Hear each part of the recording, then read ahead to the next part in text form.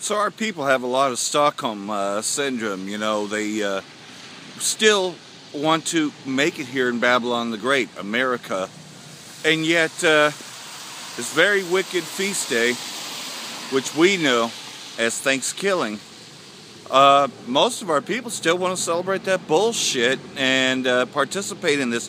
Yet it was the very day that led the slaughter of our people, and Esau would have these feast days. In fact, it would be more than just one day every year. Eventually would become just one day every year, which is followed up by the other wicked Black Friday, which is about the celebration and sales of Negroes. You could buy two at full price and get the third one half off or free or whatever, you know. It was always about the sale of our people, the tribe of Judah, Jerusalem, if you will, you know, is what Black Friday is followed by. And then you got Thanksgiving, which is pretty much how Gad was overcome, because Gad was not easy to take down.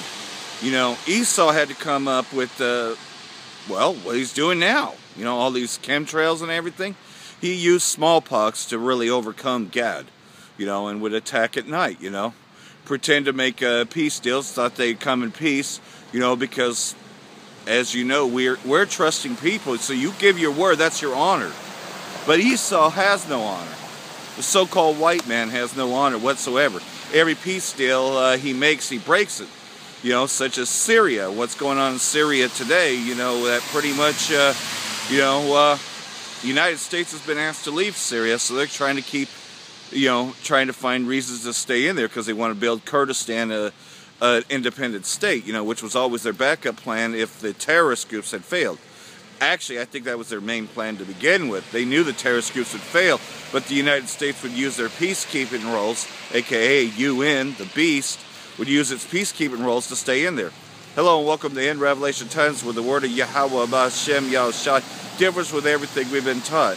And also, you know, shout out to the Akim that's out there pushing this truth like I am, you know, and want to give all honors and praise to Yahweh B'Hashem Yahushai, and double honors to the elders and apostles of Great Millstone, you know, who have taught this truth and are still teaching this truth, come rain or shine. So that's why we're come out here, you know, because most of our people, you know, pretty much, you know, they've forgotten, and yet Esau's made it more than obvious that he hates you Jakes, and yet you're celebrating this wickedness, Thanksgiving. So I'm going to read out of Genesis, because in particular this has to do with the tribe of Gad, so I'm just going to read out of Genesis, chapter 49, verse 18 and 19. I have waited for thy salvation, O Lord, Gad. A troop shall overcome him, but he shall overcome at the last. So, in other words, how you took down the Native Americans, you know, and you slaughtered them, our people, Gad, I'm going to slaughter you, motherfuckers. All of you are going to be slaughtered, and it's going to be even worse. We're going to have our own Thanksgiving, you know, and we're going to destroy you. But that's at the end of the days, when them ships come down, what they like to call UFO invasion, alien invasion, which are really angels on them ships. And the Most High, the brightness of his coming, is talking about on that mothership, you know, when he shall come here. And Gad will overcome Esau. So, you know, that's what happened, and that's what Thanksgiving's about. It's about how Gad was overcome by the troop. You know, and they would have these celebrations almost every time they led a slaughter against our people. You know, so now I'm going to go into Jeremiah chapter 49, because this also talks about Gad, and, well, we already know that, you know, what Esau's doing in Syria, that we know that the Ammonites, as spoken of in here, is really talking about the Americans, you know, which Ammonites, you know, are the Japanese, but, you know, have a biblical area, but, you know, and you read this and you figure, oh, okay, wait a minute, this is talking about America, because when in history did the Ammonites destroy Gad? You know, there's only one race of people that destroyed Gad, and that's Esau, the so-called white man. So I'm going to jump down to Jeremiah chapter 49. Concerning the Ammonites, thus saith the Lord, hath Israel no sons? Hath he no hair? Why then doth their king inherit Gad, and his people dwell in his cities? That's talking about America, Babylon the Great. The tribe of Gad now dwelleth in the cities. You know, this whole place, America, is on burial ground of our ancestors. You know, and it's an insult because you see these Edomites wearing our clothing. And the whole reason for a turkey to begin with is the feathers of a turkey, representing the chief's hat. You know, the leader chief. You know. Therefore, behold, the days come, saith Yahweh, that I will cause an alarm to be heard in Rabbah of the Ammonites, which is pretty much the alarm is happening now. We're waking our people up as to who they are, and, you know, we're going to come out of America, Babylon the Great. And it shall be a desolate heap, and her daughters shall be burned with fire. Then shall Israel be hair unto them that were hairs, saith Yahweh. So again, you know, our people are going to come out of this. They're going to come out of Babylon the Great. That's why in Revelation it tells you to come out of her, my people, if there be any among you, you know. So this is very good news for us, but very bad news for Esau. Because the so-called white man, his heritage, which is really our heritage, is about to come to its end. All these places that were conquered when he overcame us by the troop is going to be conquered because Gad is going to conquer Esau, you know. Then you know, there will come a righteous day. Does it look like there is one now? That's why you know that those that are in Israel today are not the real Israelites, because there's no peace there, for one, you know. And they're using the Zionist state, the Amalekites, to do their biddings in Syria, you know, to pretty much bring down Bashar al-Assad, because, of course, Russia and Iran, and you just recently had that false flag over there in Iran. I call it a false flag because, of course, America wants to attack Iran, but they know that once they do that, this is the end game. So what do? They shoot nuclear missiles underground, which cause earthquakes. You know, you shall have wars, rumors of wars, famines and pestilence, earthquakes in diverse places. Esau has this technology. You know, I know you've heard of HARP systems, and you know that he used this technology just recently to bring down Ephraim, which is Puerto Rico, and he used the same technology to bring down his own place, you know, which are not his places, but where our people are. Why do you think Florida was a target? Oh, there was this other group of Seminole Indians that couldn't be found. That's the tribe of Reuben. They could never conquer the tribe of Reuben, so they have to use weather warfare. They use germ warfare, weather warfare to do their biddings, because they can't fight with a shit. All they can do is build weapons. So they use the weapons of war, which is germ warfare. That's why you see the chemtrails now, you know. And, you know, Esau's got a lot of paying to do. And the best payback for Esau is to take America, Babylon the Great, away from him. You know, so our people want to celebrate in this Thanksgiving and, you know, want to act like Esau's their friend, but Esau's never been their friend. Everything Esau, the so-called white man, says he's going to do, he does completely opposite of. So why would anybody, you know, and it's just, that's just it. 2/3 of our people just ain't going to wake up, and no matter what we do. But the confusion of faces like myself and others, we're waking up to this, you know, because, you know, we just need to hear the right words, you know, to come out, you know, to find out that we're an Israelite, you know. Stretch Christianity has blinded our people because our God complex is totally fucked up. You know, we don't, you know, have any idea or concept on how God really works. You know, because it's all been lies by Esau, you know. They expect you to believe that Satan was kicked out of heaven and that, you know, God is good, Satan's evil. You know, just trying to make it look like it's that simple. But there's a balance to this whole thing. And Satan really is, you know, pretty much, you know, he's an angel, but he works for the Most High. You know, he works on the left side, you know, while Yahweh works on the right side, you know. And, of course, they blinded us to this image of Cesare Borgia, you know, which these Edomites worship, you know. So our God complex has been totally fucked up. That's why we come out here, you know, and we try to get the God complex correctly, because of the fact that, that they're worshiping an entirely different God. I think that, you know, we've established, though, that Yahweh and Jesus are really two different people, you know. So that's why we preach in the name of Yahweh, Ba'ashem Yahushai, which means Yahweh, and in the name of Yahweh Shai, his son, you know. So, You know, that's why we do that, because so our people will not be blinded by the names God and Jesus Christ, which are totally different images, because, like I said, our image is totally fucked up. But here's the other big one, is that Esau doesn't want you to know that he's really the Edomites, you know. He wants you to believe that it's the Arabs. Now, why would he want that? Why would he want you to believe that Esau are the Arabs? Because that's his political enemies right now, right? You know, that's their reason for the Zionist state Israel in there. So they want you to believe that Ishmael, which, if you talk to any Arabs, they claim Ishmael. They don't even claim Esau. They don't claim Isaac. They claim Ishmael, which was the half-brother of Isaac. So they don't even claim that, you know. Ishmael being the brother of Isaac, pretty much. You know, that's who they claim.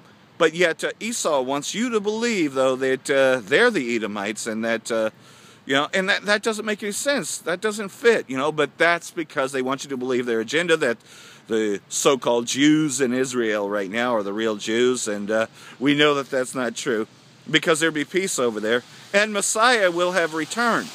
Hamashiach, who is Yahweh Shai, will have returned.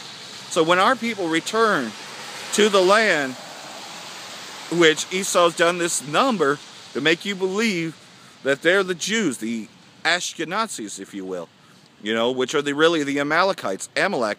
Esau doesn't want you to know about this, but our people are coming and waking up to that those aren't the real Jews. That's how I came into this truth, is that I said, by the way, over there in Israel today, those are not the real Jews. Nah. Israel is still in captivity to this day, you know, and they came over here on slave ships. You refer to them as black people. Oh, you thought that they were from Africa. No. How do you think they got into Africa to begin with? Think about where Egypt is, you know, and like I said, the Spirit overcame me, and I said those things, and then I researched it and found out it was true. You know, that quote-unquote black people are the kingdom of Judah, which is the Jewish people, which make up the tribes of Benjamin, Levi, and Judah, you know, and that's who the real Jews are. And so we're waking our people up to that, and, you know, pretty much they want to label us black Hebrew Israelites, but how do you explain confusion of faces like myself? Or how do you even explain that, you know, that there's Latinos and Native Americans in this? How do you explain that one if we're just quote-unquote black Hebrew Israelites? So they got to, you know, cause division and all that, you know, and you got a lot of sellout groups like IUIC and ISUPK, HOCC, you know, you got all these divisions, because that's what Esau does, divides and conquer, you know, which is really to fulfill what he was supposed to do, you know, which is the fulfillment of the Most High, because remember, Satan works on the left, and you know, Most High, Yahweh Shai, Son of the Most High, works on the right, you know, but both are pleasing the Father. You know, so Edomites can't be sinners. You know, you hear this whole thing about the sinners and the saints. Well, really, truly, to be a sinner means that you had to have been given the law and broken the law.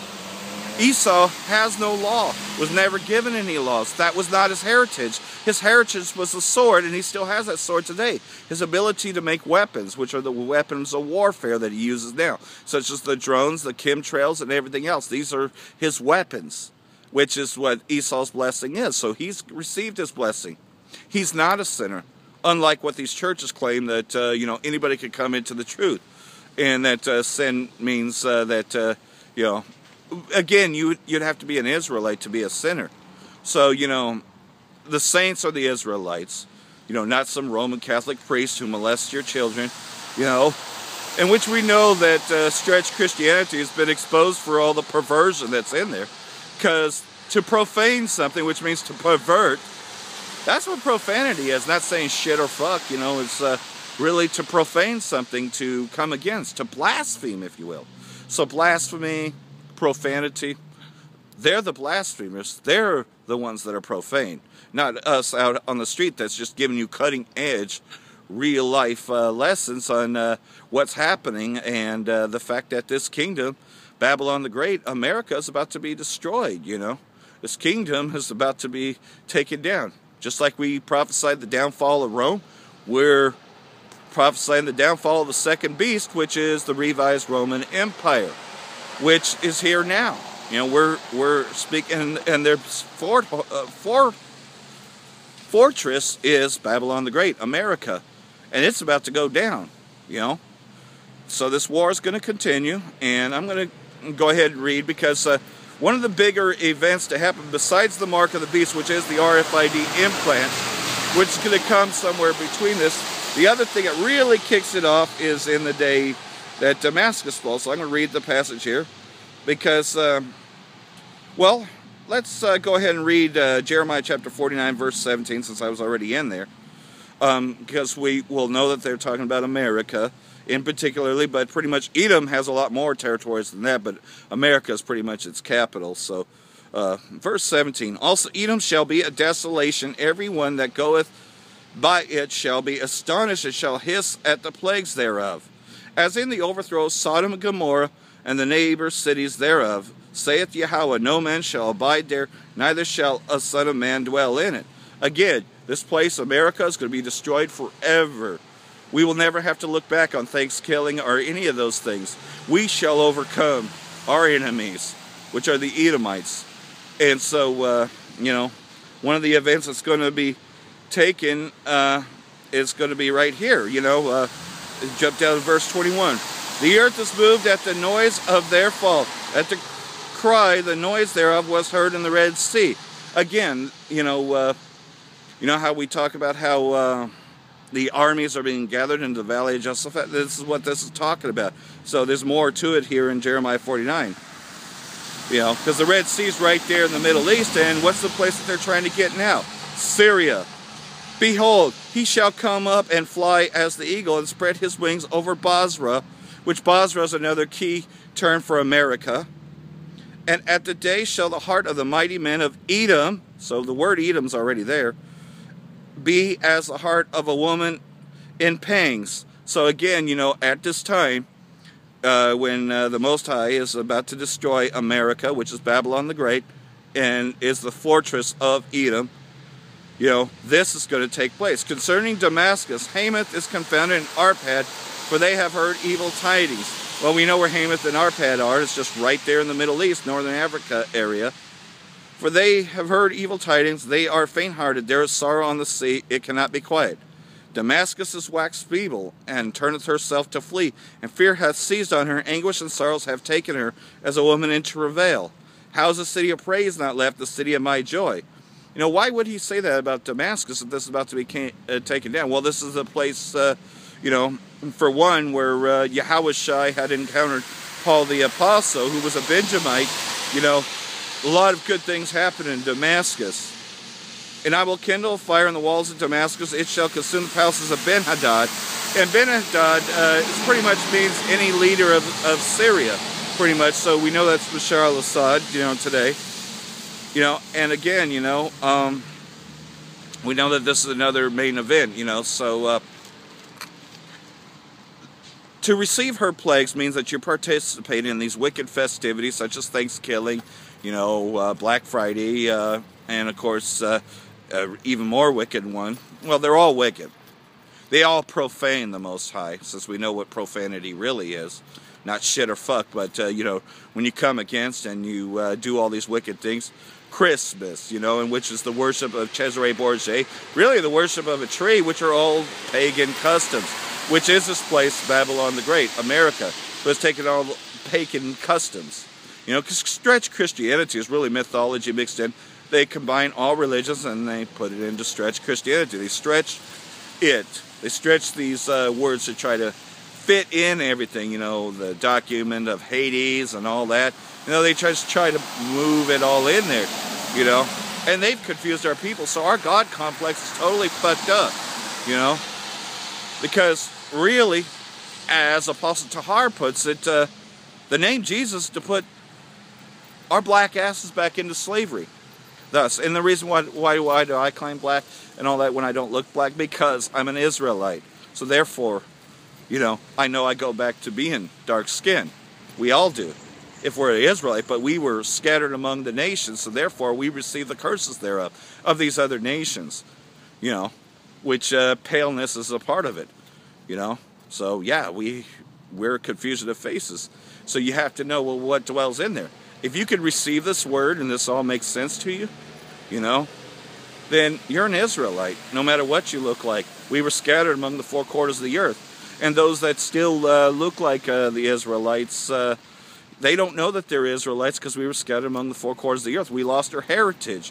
You know, the Apocrypha, 1 Maccabees chapter 1, goes into that. Towards the end of that chapter, goes into what had happened, you know, when the abomination of desolation took place, when we started eating swine and, you know, doing abominable things and mixed up all of the religions, which would eventually mold into stretch Christianity.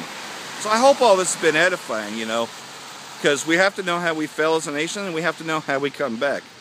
And how we're coming back is, well, for one, we know that everything's fucked up, that our God complex is all fucked up, you know, and that who they're describing as God is not really the God that exists, that it's just another, pretty much another God entirely. You may as well call it Zeus or Satan, because that's not the real Yahweh, you know. And that's why we teach in the name of Yahweh, Ba'ashem, Yahushai. Because, for one, the elect, the 1/3, are the real Nephilim, the real sons of God, who are going to know the names. So that's what's happening now. And so if you're a part of that elect, then, you know, it's time to get out here and teach it, and it's time to learn and hook up. You know, that's why I encourage anyone in this truth to hook up, you know, and I'd like to hook up, you know, so I can receive more, you know. That's what we are to do. So I hope this has all been edifying. If you do want to look me up, my number is 530-768-1639, and we'll talk if you're part of that, because, you know, we're to fellowship with one another and help each other build. So, shalom, until next time.